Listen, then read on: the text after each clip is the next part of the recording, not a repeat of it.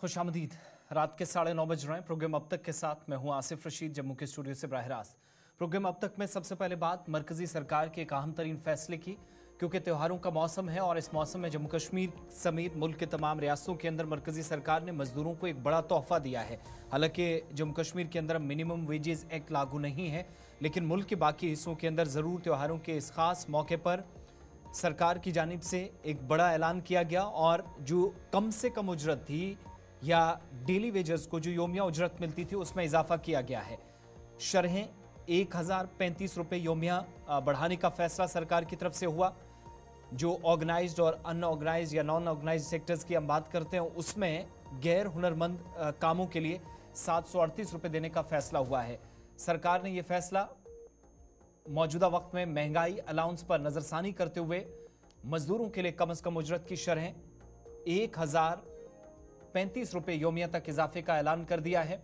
और वजारत मेहनत के एक बयान के मुताबिक इस एडजस्टमेंट का मकसद मेहनत कशों को जिंदगी की बढ़ती हुई लागत से निपटने में मदद फराहम करना है।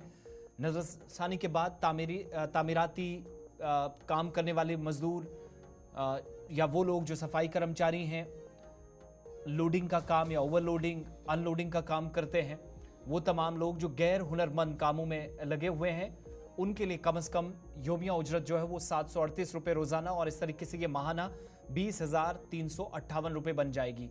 नीम हुनरमंद कारकुनान जो है अनऑर्गेनाइज सेक्टर्स के साथ जुड़े हुए जो लोग हैं, कम से कम उजरत उनको जो शरह बढ़ाई गई है वो 868 रुपये योमिया और माहाना ये 22,568 रुपये बनेगी।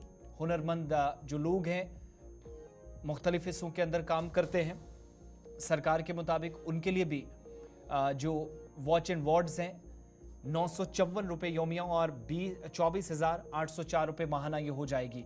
इंतहाई हुनरमंद और मुख्तलिफ हिस्सों के अंदर वॉच एंड वार्ड्स या जो गार्ड्स का काम करते हैं, असलहा रखने वाले, उनके लिए कम से कम उजरत 1,035 रुपये योमिया और 26,910 रुपये ये माहाना हो जाएगी। नई उजरत की जो शरह हैं 1 अक्टूबर से लागू हो जाएंगी। आखिरी नजरसानी अप्रैल 2024 में की गई थी। कम से कम उजरत की शरहों की दर्जाबंदी महारत की बुनियाद पर की जाती है और गैर हुनरमंद या नीम हुनरमंद, जिनको आप ऑर्गेनाइज्ड और अनऑर्गेनाइज्ड सेक्टर्स कहते हैं, इनके साथ जुड़े हुए लोग या इंतहाई हुनरमंद, उनके साथ जोग्राफियाई एतबार से ए, बी और सी के लिहाज से ये सारे पॉइंट्स या जो रैंकिंग्स हैं वो देखी जाती है। मजदूरों ख़ास तौर पर जो गैर मुनज़्ज़म शोबे से अनऑर्गेनाइज्ड सेक्टर्स से जुड़े हैं, काम कर रहे हैं, उनके लिए एक अहम कदम है। मरकज़ी सरकार ने मुतग़य्यर महंगाई अलाउंस या जिसको आप VDA कहते हैं, इस पर नज़रसानी की और कम से कम उजरत की शरहें जिन्हें बढ़ाने का फैसला हुआ।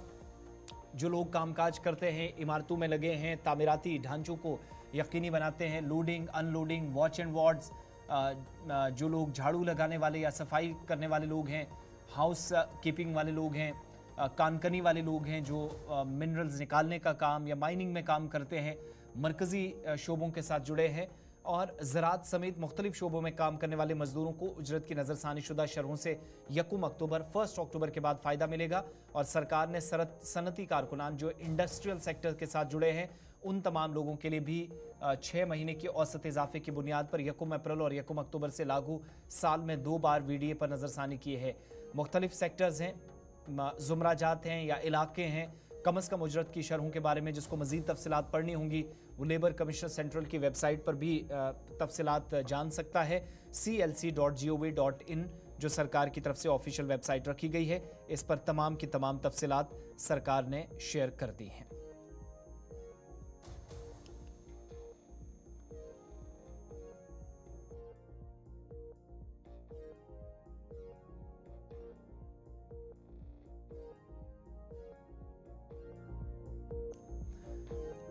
बात अब जम्मू कश्मीर की, जहां पर लेफ्टिनेंट गवर्नर मनोज सिन्हा ने आज राजभवन जम्मू में स्कॉस्ट जम्मू की 20वीं यूनिवर्सिटी काउंसिल की मीटिंग की सदारत की है।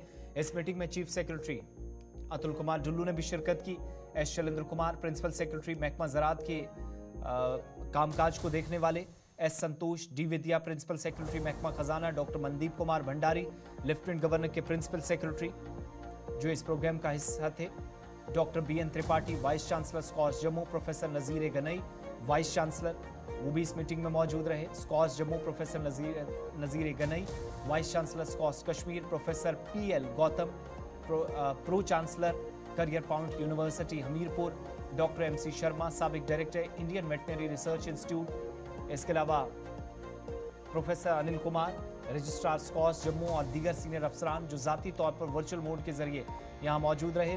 लेफ्टिनेंट गवर्नर की सरबराही में यूनिवर्सिटी काउंसिल ने ज़राअत और इससे मुंसलिक तमाम शोबों में अहम तरीन चैलेंजेस से निपटने के साथ साथ तहकीक और इख्तरा को लैब से लेकर फील्ड तक ले जाने पर गौर किया ताकि पैदावार में इजाफा हो सके। लेफ्टिनेंट गवर्नर ने इस बात पर भी जोर दिया कि यूनिवर्सिटी को जदीद और पायदार ज़राअत के तरीकों को अपनाया जाना चाहिए। किसान बरादरी के साथ इंटरफेस के फ़रोग देने और ऑफिस के नफाज पर ज़्यादा तवज्जो दी जानी चाहिए। और इजलास में national agriculture higher education project ANHP के तहत यूनिवर्सिटी की कारकर्दगी को भी सराहा गया।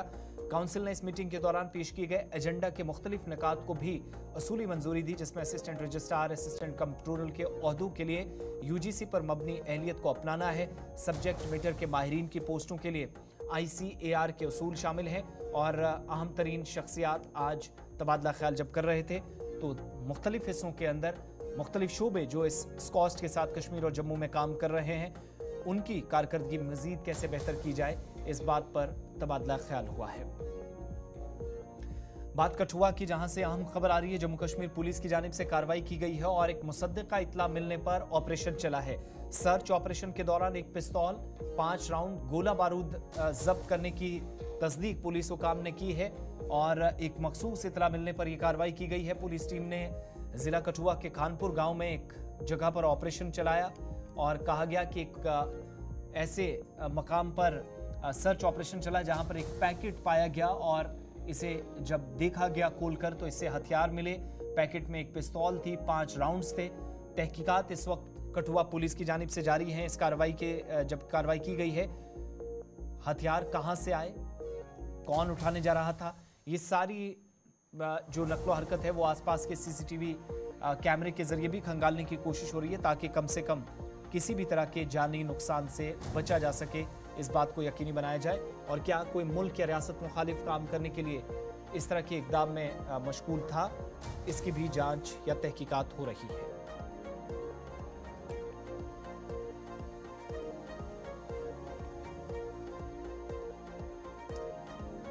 आगे बढ़ते हैं, बात जम्मू कश्मीर के अंदर उन तमाम लोगों की जिनकी राहत के लिए सरकार ने एक अहम तरीन फैसला लिया है। महकमा इनकम टैक्स श्रीनगर और जम्मू कश्मीर के अंदर दोनों प्रोविंसेस में टैक्स दहिंदगान की शिकायत को दूर करने के लिए खुसूसी मुहिम का ऐलान कर चुका और इस इक़दाम का मकसद टैक्स दहिंदगान को अपने खदशात को उठाने और इनकम टैक्स में मामलात से मुतल्लिक मसाइल बर वक्त हल करने के लिए एक प्लेटफॉर्म मुहैया करना है। ये मुहिम 2 मुख्तलिफ मराहिल में जम्मू कश्मीर में चलेगी। जितने भी मसाइल टैक्स पेयर्स के हैं उनको दूर किया जाएगा। 3 से 5 अक्टूबर 2024 तक एक मरहला, 7 से 10 अक्टूबर 2024 तक दूसरा मरहला। आयकर सेवा केंद्र आयकर भवन राजबाग श्रीनगर में Vikram Sahay IRS income tax के प्रिंसिपल कमिश्नर की निगरानी में ये मुहिम चलाई जाएगी। और मुतलका अफसरान की जानिब से भी बताया गया कि महकमा इनकम टैक्स पेयर्स के साथ मस्बत और बाहमी ताउन पर मबनी ताल्लुकात को फरोग देने के लिए पुरज़्म है। इसलिए शिकायत का अजाला किया जाए, टैक्स दहिंदगान को जो मुश्किलात हैं वो दूर की जा सके। इस सिलसिले में ये प्रोग्राम या मुहिम 2 मुख्तलिफ मराहिल में है, काफ़ी अहमियत के हामिल है।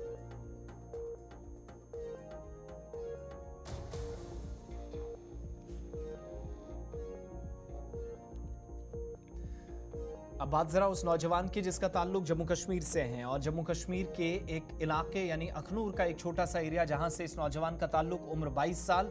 लेकिन कौन बनेगा करोड़पति के 16वें सीजन में 1 करोड़ रुपए की रकम जीतकर इसने जम्मू कश्मीर का नाम एक बार फिर से सुर्खियों में लाया है। कौन बनेगा करोड़पति? KBC सीजन 16 की ताज़ा तरीन एपिसोड के अंदर एक सनसनीखेज लम्हा उस वक्त देखने को मिला जब 22 साल के चंद्र प्रकाश जम्मू कश्मीर के अखनूर से UPSC के उम्मीदवार हैं।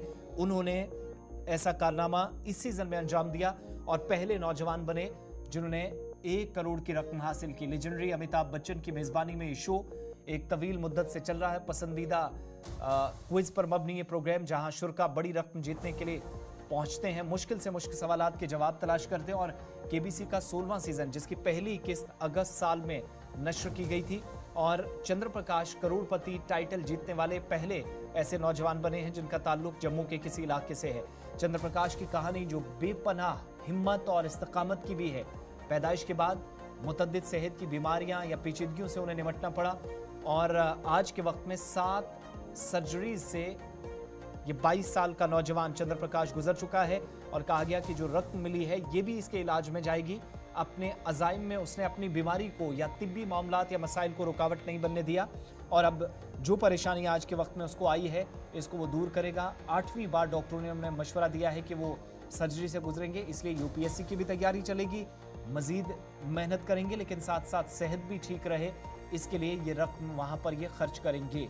केबीसी में उनकी शिरकत जिसको नाकाबिले तस्कीर जज्बे को एक तरह से ये जाहिर करता है और शो में उनकी मौजूदगी ने देखने वालों के दिल भी जीत लिए।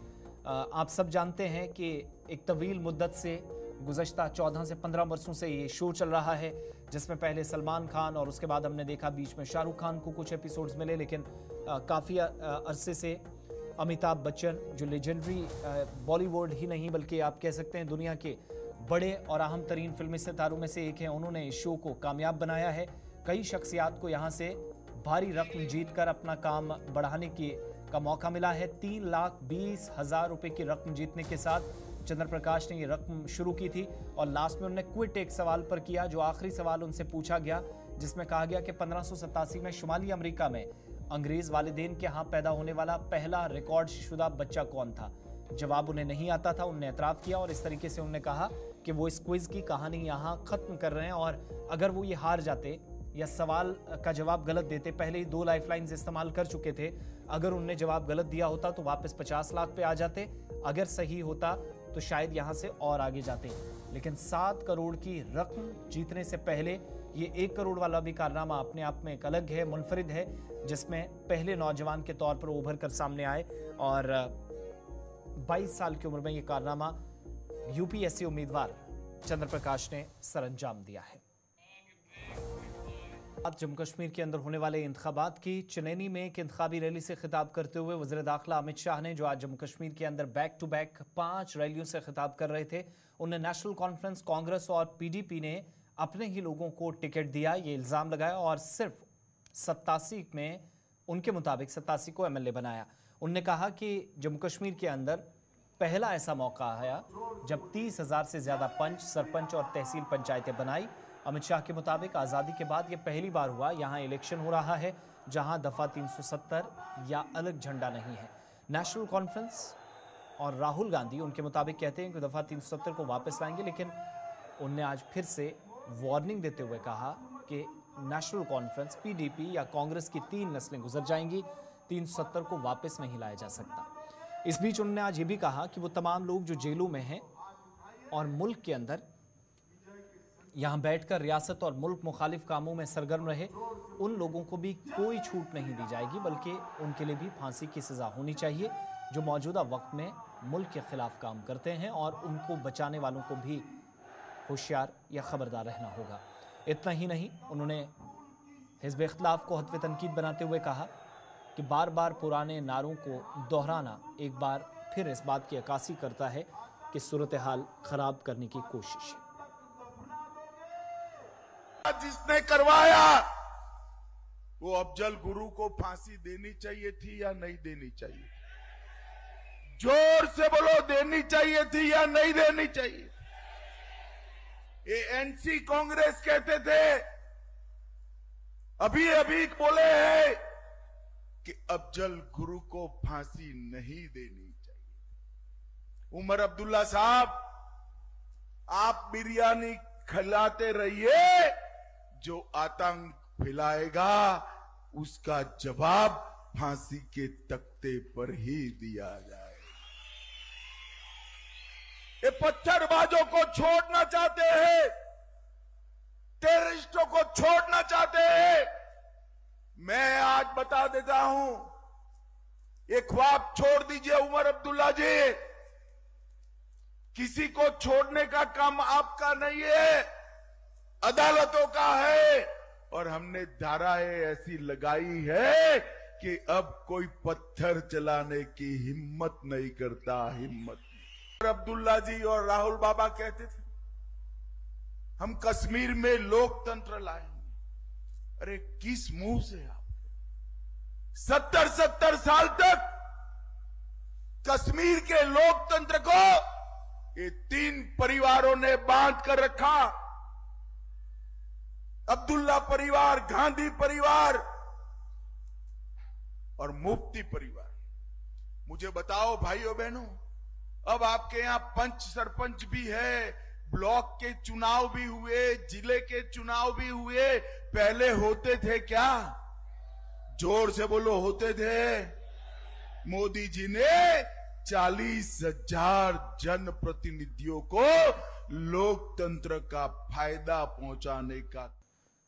ब्रेक के बाद प्रोग्राम अब तक में आपका इस्तकबाल। जम्मू कश्मीर के अंदर होने वाले असेंबली इंतखाबात के लिए अब तीसरे मरहले के लिए तैयारियां चल रही हैं। नेशनल कॉन्फ्रेंस के नायब सदर और साबिक वज़ीर आला उमर अब्दुल्ला कल 27 सितंबर को जम्मू पहुंच रहे हैं। मुख्तलिफ इलाकों में 3 अवामी रैलियों से वो खिताब करेंगे।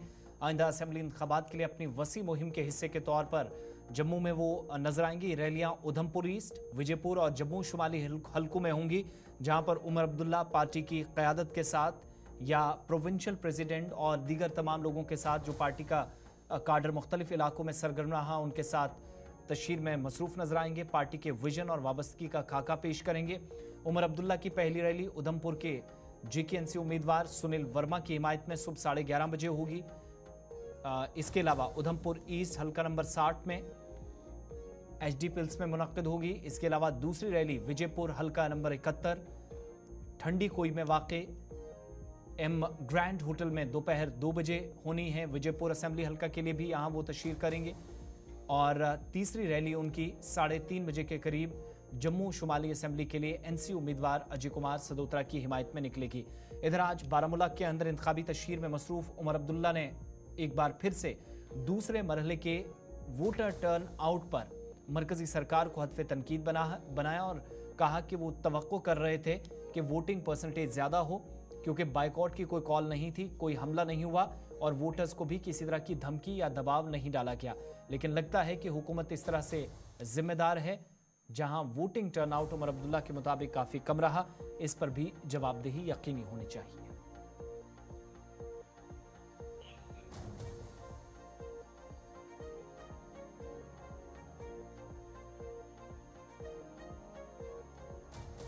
सच बोलूं तो मैं थोड़ा सा और ये टर्नआउट की उम्मीद कर रहा था, क्योंकि बॉयकॉट का कॉल था नहीं, कहीं से हमले नहीं हुए, कहीं से वोटरों को दबाने और धमकाने की कोशिश नहीं की गई। लेकिन मुझे लगता है कुछ हद तक इसमें मरकज़ की हुकूमत का भी कसूर है।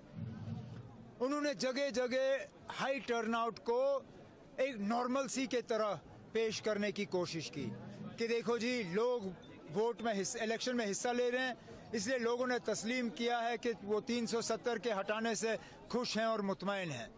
शायद इस बात का रिएक्शन श्रीनगर में हुआ, क्योंकि श्रीनगर के लोग गलत मैसेज या गलत सिग्नल नहीं भेजना चाहते थे। इसके साथ साथ मरकज़ की हुकूमत ने एक और गलती भी की, उन्होंने वो डिप्लोमेट्स की टीम लाई और वो शायद ये दिखाना चाहते थे श्रीनगर के हवाले से कि देखो जी, श्रीनगर में इतनी बड़ी तब्दीली आई। तो श्रीनगर के लोग चाहते नहीं थे कि उनको इस तरह इस्तेमाल किया जाए और उन्होंने कम तादाद में वोट डाले। लेकिन तब भी जितनों ने डाले, मैं उन सब का शुक्रगुजार हूँ, इस बात के बावजूद कि उन्होंने नेशनल कॉन्फ्रेंस को डाले, नोटा डाले या किसी और को डाले, डालने की उन्होंने वो घर से आए, डाले वोट, उसके लिए मैं उनका शुक्रगुजार हूँ।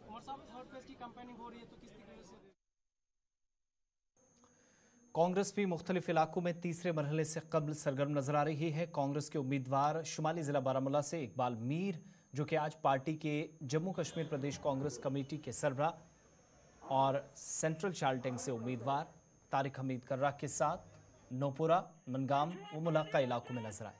इंतखाबी तशहीर भी जारी रही और इस मौके पर अलायंस के उम्मीदवार को इस हल्के से कामयाब करने की भी अपील की गई। तारिक हमीद कर्रा, जिनके मुताबिक जम्मू कश्मीर के अंदर मौजूदा सूरत हाल पर तशवीश का इजहार करते हुए उन्होंने कहा कि दौरे हाजिर में भी सूरत हाल को समझने की ज़रूरत है, इत्तेहाद ज़रूरी था और इसको कामयाब बनाने के लिए तमाम तर कोशिशें यकीनी तौर पर की जानी चाहिए, ताकि फ़िरका परस्त और मुल्क दुश्मन अनासर या ताकतों को जवाब दिया जा सके जो जम्मू कश्मीर को भी तबाह करना चाहती हैं। अगर आप लोगों ने इलेक्शन से मेरे बयानात को या मेरी बात को फॉलो किया होगा, तो मैं हमेशा से ये कहता आया हूँ कि मैं एक लाइन ऑफ पॉजिटिविटी पे चल रहा हूँ। मुझे अपने पार्टी और अपने बारे में ही सिर्फ मैं बात कर रहा हूँ कि हम पॉजिटिव सोच के तहत क्या करेंगे और क्या करना चाहते हैं। मैं किसी के बयान के ऊपर कोई बयानबाजी नहीं करता हूँ। वो उनको पता होगा कि वो किस इस हालात को मद्देनजर रखते हुए ये बात कह रहे हैं। लिहाजा मेरा नेगेटिविटी के साथ में कोई ताल्लुक नहीं है। मैं लाइन ऑफ पॉजिटिविटी पे चल रहा हूँ, इसलिए मेरा किसी भी लीडर की बात पे कोई रायज़नी करना मेरे लिए नामुनासिब है। ये जैसा आप जानते हैं, आज जम्मू कश्मीर में जो लोगों के नफ्सियात पे जो इस वक्त गुजर रहा है वो यहाँ के लोग ही जानते हैं। बीजेपी इसको अपनी कामयाबी का डंका बजा रही है कि यहाँ पे माहौल ठीक हो गया है, यहाँ पे इंटरनेशनल इवेंट्स हो रहे हैं, बाकी चीज़ें हो रही हैं, लेकिन कोई ये नहीं समझ रहा है कि यहाँ के लोगों को किस दबाव और किस धौंस और किस रोब दाब से दबाया गया है। अपने जो जज्बात हैं उनके वो एक्सप्रेस नहीं कर रहे हैं, उनके सीनों में वो बातें बंद हैं। और ये जो इलेक्शंस हो रहे हैं ये उन सारी बातों को, उस गुस्से को बाहर निकालने का उनको मौका मिला है। और मुझे पूरी उम्मीद है कि यहाँ के लोग जो बीजेपी या उनके जो यहाँ पे नुमाइंदे हैं, इनडायरेक्ट तरीके से जो नुमाइंदे उन्होंने यहाँ पे खड़े किए हैं इंतखाबात में, उनको भरपूर तरीके से उसका जवाब देंगे। हम इस बार बीजेपी या उनके जो हवारी हैं, जो उनके प्रॉक्सीज हैं, हम उनको डंडे से जवाब नहीं देंगे, हम उनको पत्थर से जवाब नहीं देंगे, हम उनको किसी भी किस्म के हथियार से जवाब नहीं देंगे। हम उनको जवाब देंगे इस शहादत की उंगली से इंशाअल्लाह। Youth service and sports department ने आज भटपुरा स्टेडियम शोपियां जनूबी कश्मीर में साल 2024 और 25 के लिए तमाम उम्र के ग्रुपों की लड़कियों के लिए इंटर जोन सतह के हैंडबॉल मुकाबले का इनेकाद अमल में लाया। इस इवेंट में जम्मू कश्मीर की मुख्तलिफ टीमों ने हिस्सा लिया। जम्मू सूबे के खिलाड़ियों ने कहा कि खेल के दौरान शोपियां की लड़कियों की जानिब से दिखाए जाने वाला टैलेंट वाकई गैर मामूली है, खासतौर पर उनके खेल और खेल की महारत जो कहीं और तलाश करना मुश्किल ही नहीं बल्कि नामुमकिन है।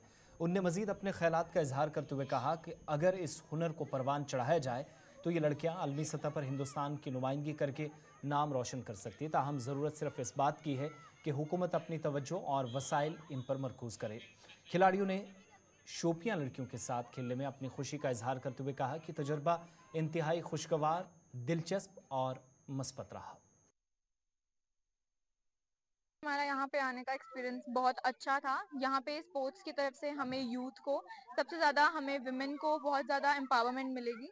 हम और स्पोर्ट्स में आगे जा रहे हैं और हम देख सकते हैं कि हमारे भारत की नारी किसी से कम नहीं है और हम भी हर स्पोर्ट्स में आगे जा रहे हैं। और शोपियां आके हमें बहुत अच्छा लगा। हम पहली बार इस जगह पे आए हैं, हमारी पूरी जम्मू की टीम पहली बार आई है और हमारा यहाँ पे बहुत अच्छा मैनेजमेंट रहा, बहुत अच्छा एक्सपीरियंस रहा एंड हमें बहुत अच्छा लगा। क्या लगा? वो बच्चियां बहुत अच्छी हैं, जिनके साथ हमारा मैच हुआ वो भी बहुत अच्छी है। लीडरशिप क्वालिटी एक से एक थी सब में और सब अपने से बहुत अच्छा खेल रहे थे। पर ऑब्वियसली ये एक गेम है, कोई हारता है कोई जीतता है, हार जीत लगी रहती है, लेकिन हमें भी सीखने को बहुत कुछ मिला और मुझे लगता है कि उन्हें भी सीखने को बहुत कुछ मिला होगा हमसे। तो बस इसी सीख को आगे ले जाके एक दिन वो भी कमाल करेंगे, एक दिन हम भी कमाल करेंगे। यहाँ पे बहुत ज्यादा चेंजेस आए हैं पहले से और ये चेंज बहुत अच्छा साबित हो सकता है यहाँ की बच्चियों के लिए भी, क्योंकि इतने जो एरिया जो शोपियां है वो बहुत छोटा एरिया और यहाँ से इतना आगे वो बच्चियां जा रही हैं खेलने के डिवीजन लेवल पे। कोई छोटा लेवल नहीं है, बहुत बड़ा लेवल है। अपने जोनल लेवल को, अपने डिस्ट्रिक्ट लेवल को क्लियर करके वो यहाँ पर आई हैं और यहाँ से आगे नेशनल में भी जाएंगी और मैं होप करती हूँ कि वो बहुत आगे जाएं अपने मैचेस में, अपनी गेम में बहुत आगे। सर मेरा नाम अरण्या शर्मा है और मैं जम्मू डिवीजन से हूँ, particular from district Udhampur. Sir यहाँ पे हमने शोपियां की बच्चियों के साथ खेला, बहुत मज़ा आया, बहुत अच्छी इंटरेक्टिव हमारा सेशन रहा और हमने जो गेम खेली उसमें हमारी भी कुछ क्वालिटीज़ अच्छी थी, उनकी भी कुछ क्वालिटीज़ अच्छी थी। हमने एक दूसरे से बहुत अच्छी अच्छी क्वालिटीज़ सीखी, नई नई जो गेम में चाहिए, जैसे यूनिटी चाहिए, टीम वर्क चाहिए गेम में, कैसे उसको इंथुजियास्टिकली हमें हर एक गेम को प्रेजेंट करना है। हमने बहुत कुछ एक दूसरे से सीखा।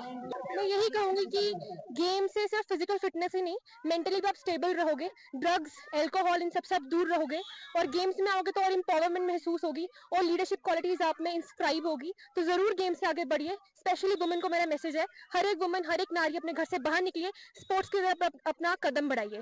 मेरा नाम गौरव शर्मा है, मैं NIS क्वालिफाइड हैंडबॉल कोच हूँ और आज मैं यहाँ पर सिलेक्शन एज अ सेलेक्टर आया हूँ सिलेक्शन करने के लिए ऑल एज ग्रुप्स गर्ल्स के लिए under 14, under 17, under 19 inter division UT level tournament है ये हैंडबॉल की शोपियाँ में।